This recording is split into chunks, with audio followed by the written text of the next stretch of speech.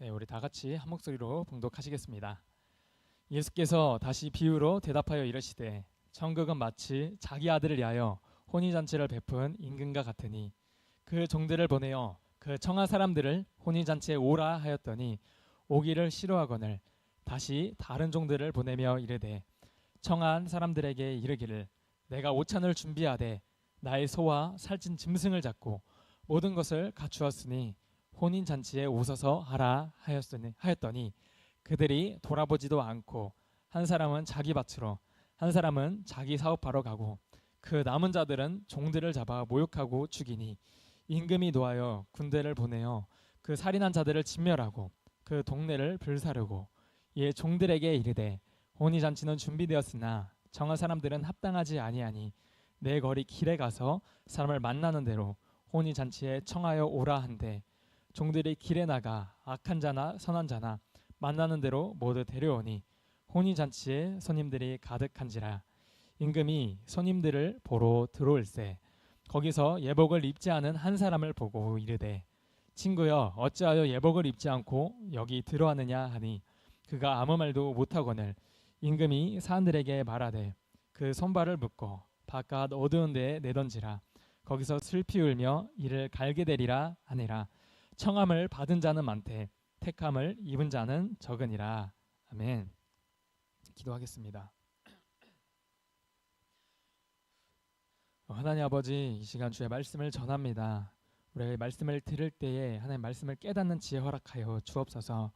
이 말씀을 통해 하나님을 만나기 원합니다.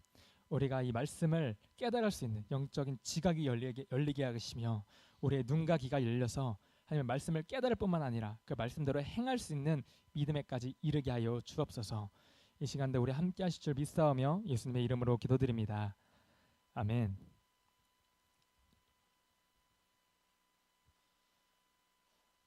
네, 오늘 본문은 예수님께서 혼인잔치의 비유를 말씀하고 계십니다. 천국은 마치 임금이 자기 아들을 위해 베푼 혼인잔치와 같다고 얘기하고 계십니다.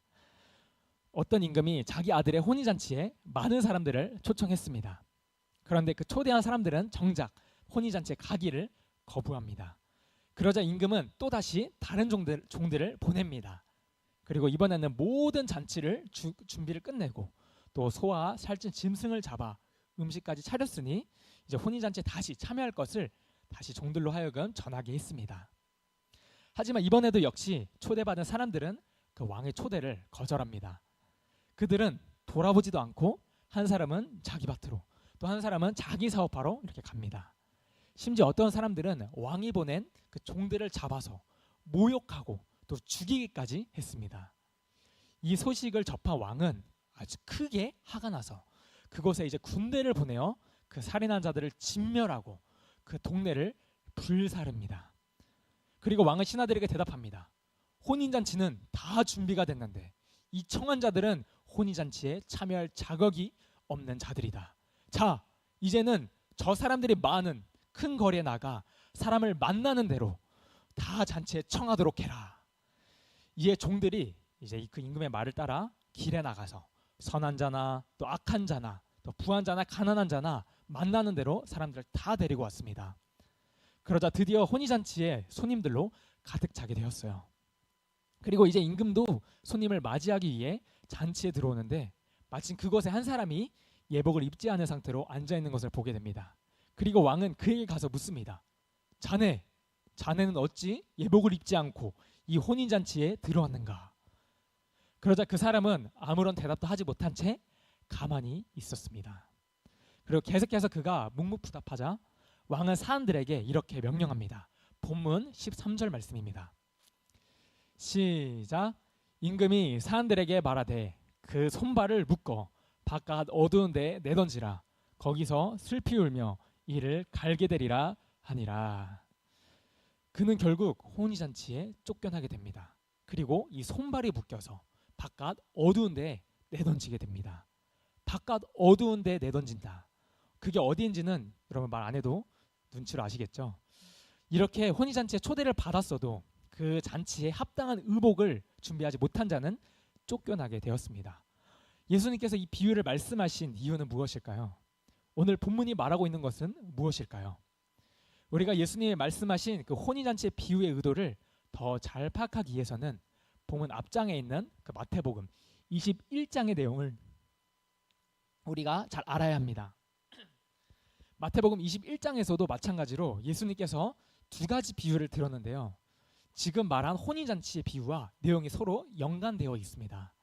그래서 우리가 앞장에 있는 내용을 잠시 가서 살펴보면 이 마태복음 21장에서는 예수님께서는 성전에 들어가 말씀을 가르치십니다. 그러자 대제사장들과 백성의 장로들은 예수님을 시기하며 도대체 너가 무슨 권위로 이런 일을 하느냐고 따져 묻습니다. 그러자 예수님께서는 그들에게 반문하시며 그렇다면 너희가 이 질문에 대답하면 나도 이렇게 무슨 권위로 이런 일을 하는지 알려주겠다고 하시면서 그렇다면 이렇게 질문을 던지십니다. 요한의 세례가 하늘로부터 왔느냐 사람으로부터 왔느냐 이렇게 대묻자 종교 지도자들은 이 사람들의 눈치를 보며 우린 알지 못하겠다고 발뺌을 합니다. 그러자 예수님도 그래 그럼 나도 무슨 권위로 이런 일을 하는지 말하지 않을 거야. 그런데 너의 생각은 어떠냐 하시면서 두 가지 비유를 예로 드십니다. 첫 번째 비유는 어떤 사람에게 두 아들이 있어서 맏아들에게 가서 포도원에 가서 일하라 했는데 첫째는 내 아버지 가겠습니다. 이렇게 가겠다고 말해놓고 그는 정작 가지 않았습니다. 그리고 둘째 아들에게도 마찬가지로 포도원에 가서 일하라고 하니까 이 둘째 아들은 처음에는 가지 않겠다고 해놓고 시간이 지나 뉘우치고 가서 일을 하게 됩니다. 그러면서 예수님께서는 누가 진짜 아버지의 뜻대로 했느냐 이렇게 그 종교 지도자들에게 묻습니다. 여러분 누가 진짜 아버지의 뜻대로 했죠? 바로 당연히 둘째 아들입니다. 이에 대해 예수님께서는 이렇게 대답하십니다. 마태복음 21장과 31절, 32절 말씀입니다. 시작.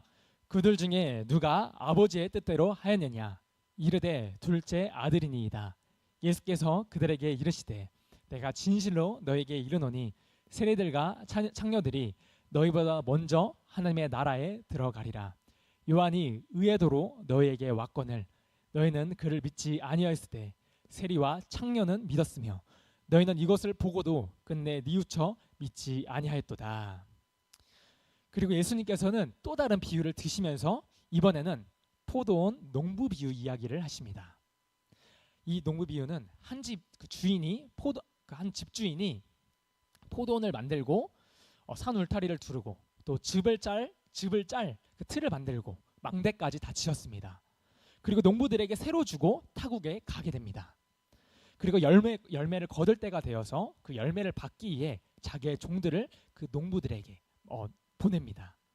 그런데 그 농부들이 그 수확한 열매를 주기는커녕 오히려 그 보냄을 받은 종들을 심히 때리거나 죽이거나 또 돌로 치는 게 아니겠어요?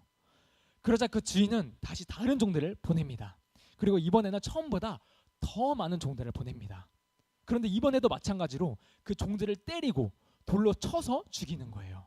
그러자 주인은 이제 더 이상 안 되겠다. 이번에는 내 하나밖에 없는 내 아들을 보내야겠다. 그래도 내 아들만큼은 존대하겠지. 내 아들에게는 그래도 기꺼이 그 열매를 내줄 거야. 그러면서 자기 아끼는 하나밖에 없는 아들을 그 농부들에게 보냅니다. 어떻게 됐을까요? 농부들이 그 아들을 보고 자 이는 상속자니 죽이고 그 유산을 차지하자 하고 그 하나밖에 없는 아들을 잡아 죽여버립니다. 그렇다면 이 소식을 들은 포도원 주인은 그 농부들을 어떻게 할까요? 당연히 그 악한 농부들을 진멸하고 또 그 포도원 열매를 제때 바칠 만한 다른 농부들에게 새로 줄 것이라는 것이죠. 그러면서 예수님께서는 이렇게 말씀하십니다. 마태복음 21장과 42절, 46절 말씀입니다. 이 비유를 마치시고 예수님께서는 이렇게 말씀하셨어요. 시작. 예수께서 이르시되 너희가 성경에 건축자들이 버린 돌이 모퉁이의 머릿돌이 되었나니 이것은 주로 말미암아 된 것이요 우리 눈에 기이하도다 함을 읽어본 일이 없느냐. 그러므로 내가 너희에게 이르노니 하나님의 나라를 너희는 빼앗기고 그 나라에 열매 맺는 백성이 받으리라. 이 도리에 떨어지는 자는 깨지겠고 이 도리에 사람 위에 떨어지면 그를 가루로 만들어 흩으리라 하시니 대제사장들과 바리새인들이 예수의 비유를 듣고 자기들을 가리켜 말씀하심인 줄 알고 작고자 하나 무리를 무서워하니 이는 그들이 예수를 선지자로 알미었더라. 아멘. 예수님은 두 아들의 비유 그리고 포도원 농부 비유를 통해 예수님은 대제사장들 그리고 서기관들 장로들인 유대 지도자들의 악함을 드러내십니다. 바로 이 악함은 하나님을 믿지 않는 것이죠. 그토록 기다리던 메시아가 바로 그들 앞에 있음에도 그들은 믿지 않았습니다. 먼저 이 두 아들의 비유에서는 세례 요한이 회개하라 천국이 가까이 왔느니라 외치며 하나님께 돌아올 것을 전파했을 때 세리들과 창녀들은 그 말을 들었습니다. 그러나 유대 지도자들은 그 천국 복음을 들었어도 끝끝내 회개하지 않습니다. 그리고 하나님의 보내신 예수 그리스도를 거부하고 오히려 하나님의 건의에 대항하는 악함을 보입니다. 유대 종교 지도자들은 율법을 쫓아 사는 자신들이야말로 의로운 자이며 또 아브라함의 자손, 곧 약속의 자녀로 자기 스스로가 의로운 자이고 나는 왜냐하면 율법을 지켰기 때문에 난 율법으로 살기 때문에 나는 의로운 자이고 아브라함의 자손이고 또 언약의 자녀라고 여겼습니다. 이것이 당시에 사람들이 갖고 있던 생각이었어요. 근데 이하는 반대로 이 세리와 창녀들, 이 창기들은 율법에서 그만 하나님의 말씀을 듣지 않고 불순종하여 죄를 지었습니다. 그들이 하는 악한 일들로 인해 그들은 죄인 취급을 받습니다. 그러나 정작 이 세례 요한이 그 회개의 복음을 전했을 때 세리와 창녀들은 그들의 삶을 돌이키게 됩니다. 이 세리와 창기들은 처음에는 율법에서 주시는 그 하나님의 말씀을 불순종했습니다. 그러나 훗날 이 세례 요한이 물세례를 베풀고 전한 그 회개의 복음을 들었을 때는 그들이 삶을 돌이켜서 제3의 구원을 받게 됩니다. 반면에 유대 지도자들은 이것을 듣고도 회개하지 않고 복음에 반응하지 않습니다. 예수님께서 행하신 권능과 능력을 직접 보고도 전혀 믿지를 않은 것이죠. 그렇다면 이스라엘을 대표한다고 할 수 있는 이 유대의 종교 지도자들은 어떻게 되는 걸까요? 어떻게 되었을까요? 그 결과가 바로 포도원 농부 비유를 통해 확실히 보여집니다. 예수님은 이 비유를 드시면서 포도원 주인이 그 악한 농부들을 어떻게 처리하겠느냐는 질문을 그들에게 하시거든요. 이 비유를 드시면서 포도원 주인이 그 악한 포도원 주인이 돌아왔을 때 그 악한 농부들을 어떻게 처리할 것이냐 이렇게 질문을 하게 됩니다. 그리고 유대 지도자들이 본인 스스로 대답하도록 대답을 유도하시죠. 포도원은 제때 소출을 바칠 다른 사람에게 세를 줄 것이라고 그들은 대답을 합니다. 그러자 예수님은 대답하십니다. 성경의 건축자들이 버린 돌이 모퉁이의 머릿돌이 되었다고 말씀하시면서 너희는 이제 하나님의 나라를 너희는 빼앗기고 또 그 나라의 열매 맺는 백성이 받게 될 것이다. 이처럼 제사함을 얻게 하는 하나님의 복음이 이제는 예수님을 거부하는 이 유대인에게서 복음을 받아들이는 이방인에게 넘어가는 것을 의미합니다. 결국 이스라엘의 대표라고 할 수 있는 종교 지도자들은 예수님을 믿지 않고 받아들이지 않으므로 그 버린 모퉁이 돌에 결국 스스로 모두 걸려 넘어지고 깨어지고 깔려서 먼지처럼 흩어지게 되는 것을 의미합니다. 그리고 예수님은 앞서 이 두 번의 비유에 이어서 이 세 번째 비유로 하신 비유가 바로 오늘 본문의 혼인잔치 비유인 것이죠. 이 혼인잔치 비유가 다 이 비유 앞에 나온 비유와 그리고 오늘 본문에 나온 이 혼인잔치 비유가 다 연관되어 있습니다. 이 세 번째 혼인잔치 비유에서 예수님이 하시는 핵심적인 말씀은 바로 마지막 구절 보면 청을 받은 사람은 많지만 택함을 입은 자는 적다라는 것입니다. 이제 혼인잔치의 비유의 내용을 보면 이것도 앞에 나온 비유와 마찬가지로 같은 맥락이라고 볼 수 있는데요. 한 아들의 혼인을 위하여 준비하는 임금은 바로 하나님 아버지를 가리킵니다. 이 잔치에 사람들을 초청하기 위하여 그분의 종들을 보내셨으나 유대인들은 그 종들을 무시하고 박해하였으며 심지어 죽이기까지 했다는 겁니다. 그러자 임금이 노하여 그 살인자들을 죽이고 동네를 불사릅니다. 이 임금의 초청에 거부한 자들은 바로 이스라엘을 가리키는데요. 실제 유대인들 이스라엘을 가리키죠. 실제 이스라엘은 역사적으로도 주 70년 AD 70년에 예루살렘이 불타고 멸망하게 됩니다. 이스라엘은 그렇게 나라를 잃어버리고 전 세계로 뿔뿔이 흩어지게 되죠. 결국 그 혼인잔치에 초청을 거부했던 유대인, 바로 예수님이 메시아로 오셔서 전한 복음을 거부한 유대인들은 처참한 결과를 맞이합니다. 그리고 나서 임금은 이제 길거리에 나가 아무나 신분에 상관없이 부하거나 가난하거나 잘났거나 못났거나 할 거 없이 다 불러오라고 합니다. 그 뒤이어 사람들이 많은 길거리에서 불려온 그 사람들은 누구일까요? 그 길거리에서 누구나 다 데려오라고 했잖아요.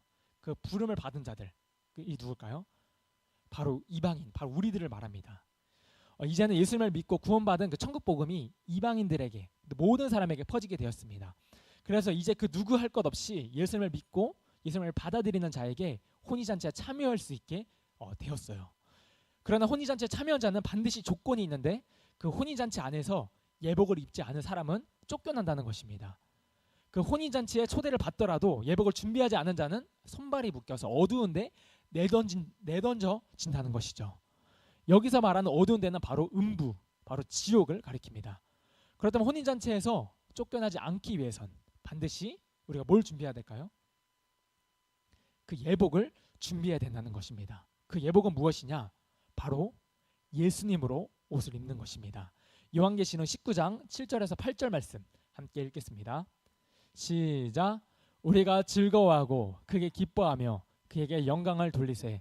어린 양의 혼인기약이 이르렀고 그의 아내가 자신을 준비하였으므로 그에게 빛나고 깨끗한 세마포 옷을 입도록 허락하셨으니 이 세마포 옷을 성도들의 옳은 행실이로다 하더라. 아멘. 네, 계속해서 이사야 61장 10절 말씀 읽겠습니다. 시작. 내가 여호와로 말미암아 그게 기뻐하며 내 영혼이 나의 하나님으로 말미암아 즐거워하리니 이는 그가 구원의 옷을 내게 입히시며 공의의 겉옷을 내게 더하심이 신랑이 사모를 쓰며 신부가 자기 보석으로 단정함 갖게 하셨음이라. 아멘. 바로 자기 의를 버리고 예수 그리스도로 옷을 입어야 한다는 것입니다. 예수님은 오늘 말씀에 분명히 말씀하셨어요. 청함을 받은 자는 많되 택함을 입은 자는 적으니라 라고 하십니다. 이는 많은 사람들이 이 메시아의 잔치에 청함을 받았지만 이 청함을 받은 사람들이 모두 택함을 받았다는 것은 택함을 받은 것은 아니라는 뜻이에요. 그렇다면 이 혼인잔치의 비유가 우리와 도대체 무슨 상관이 있는가? 오늘날 우리의 삶에 어떻게 적용할 수 있는가 하는 것입니다. 바로 이 부분에 대해서는 우리가 다음 주에 이어서 자세히 말씀을 전하도록 하겠습니다. 기도하겠습니다.